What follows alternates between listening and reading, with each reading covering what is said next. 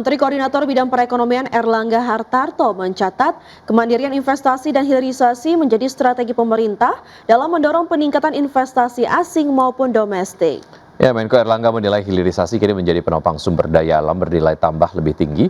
Oleh sebab itu, dalam mendorong investasi strategis, pemerintah aktif mencari dan memfasilitasi investasi untuk mendukung proyek-proyek di sektor prioritas. Menko Erlangga mengungkapkan laju investasi dari Januari hingga September 2025 telah mencapai 1.434,3 triliun rupiah. Tercatat sebesar 75,3% dari target investasi tahun 2025 dengan penyerapan tenaga kerja sebanyak 1,95 juta orang. Sementara investasi sektor hilirisasi tercatat Januari hingga September 2025 mencapai 431,4 triliun rupiah, tumbuh sebesar 58,1% secara year on year. Dari segi investasi sampai September kita mencapai 75% atau 1.434 dan menghasilkan tenaga kerja 1,95 juta orang. Dan dari segi hilirisasi Januari September sudah 30% dari realisasi sepanjang tahun atau 431,4 triliun dan ini dibandingkan tahun lalu tumbuh 58,1% secara year on year. Untuk Special Economic Zone atau KEK ini tumbuh sampai pertengahan tahun ini 294,4 triliun atau tumbuh juga dan jumlah pelaku usahanya 442 usaha dan jumlah tenaga kerjanya 187.000. Ya, sementara itu Menteri Investasi dan Hilirisasi Rosan Roslani kembali menegaskan bahwa Indonesia membutuhkan investasi sekitar 13.032 triliun rupiah untuk mencapai target pertumbuhan ekonomi 8% pada tahun 2029. Menurutnya, Kepala Badan Koordinasi Penanaman Modal sekaligus CEO Danantara ini, investasi akan memainkan peranan yang sangat penting untuk mendorong pertumbuhan ekonomi.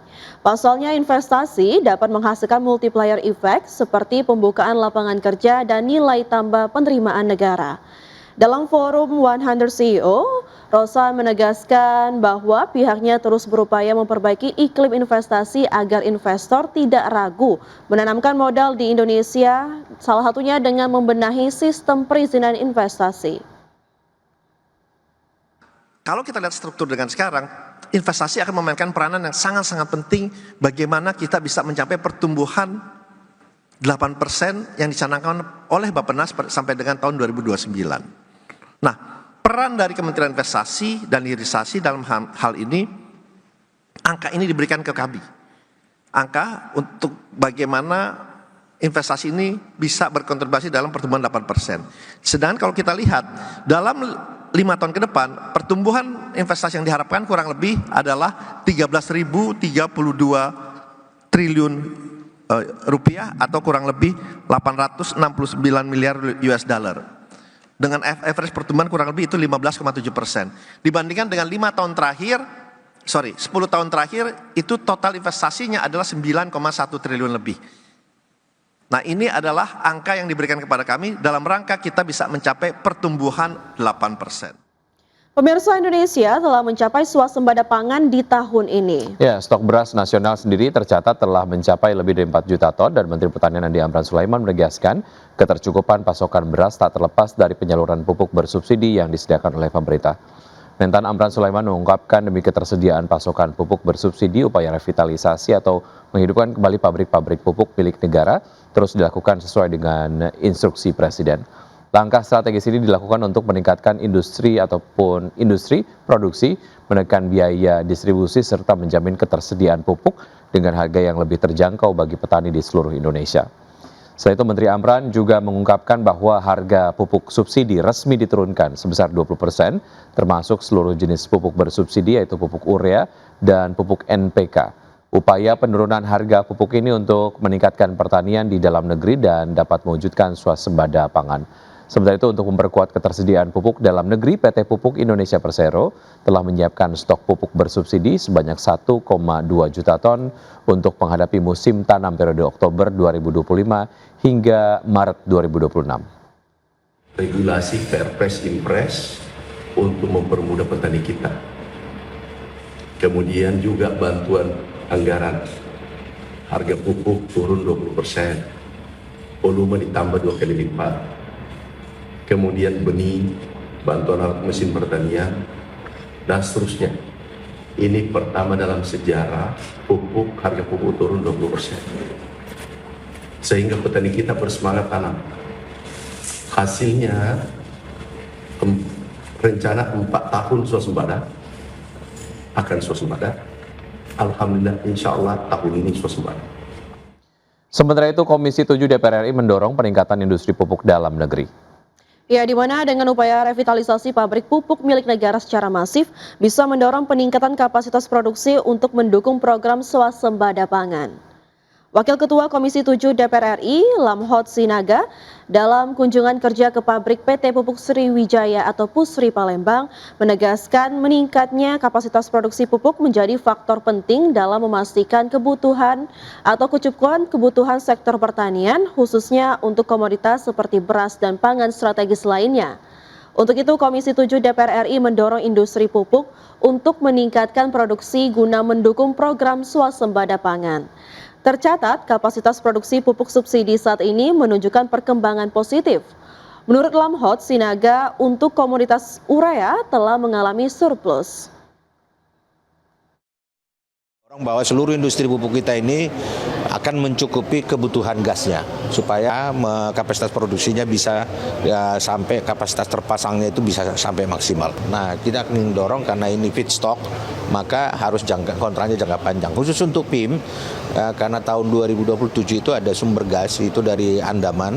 Nah, harusnya di tahun 2027 sudah tidak ada masalah untuk khusus pupuk Iskandar Muda. Maka 2026 ini perlu kita dorong kebutuhan LNG-nya yang saat ini dikirimkan 2 kargo.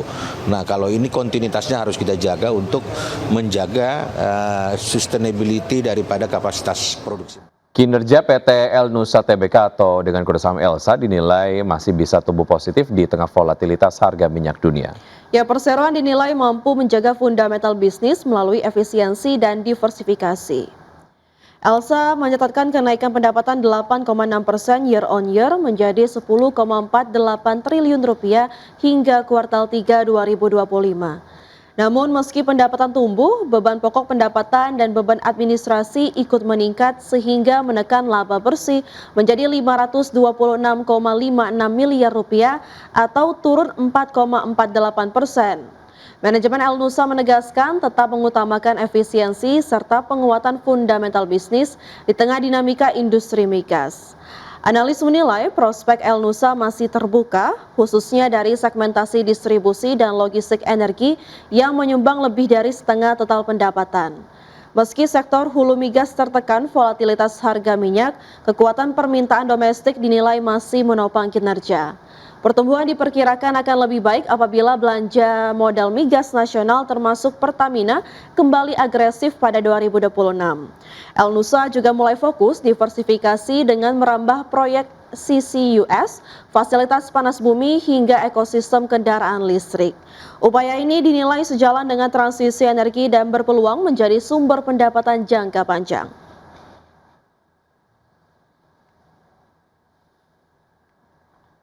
Pemirsa, PT Rumah Sakit PT Bunda Medik Tbk telah merealisasikan belanja modal senilai 102 miliar rupiah di sepanjang periode Januari hingga September 2025. Salah satu realisasi dari penyerapan belanja modal tersebut adalah memboyong teknologi kesehatan berbasis robotik Rumah Sakit Perseroan. Adapun Perseroan memang tengah berupaya untuk memaksimalkan teknologi dalam praktik kesehatan di rumah sakit. Terkait belanja modal, manajemen mengungkapkan telah mengalokasikan 200 miliar rupiah untuk membiayai kegiatan operasional sepanjang tahun ini. Namun manajemen memprediksi di sepanjang tahun 2025 realisasi belanja modal hanya akan berada di kisaran 150 miliar rupiah. Sementara itu dari sisi kinerja keuangan hingga September 2025 Perseroan membukukan pendapatan senilai 1,15 triliun rupiah, laba bersih senilai 12,24 miliar rupiah.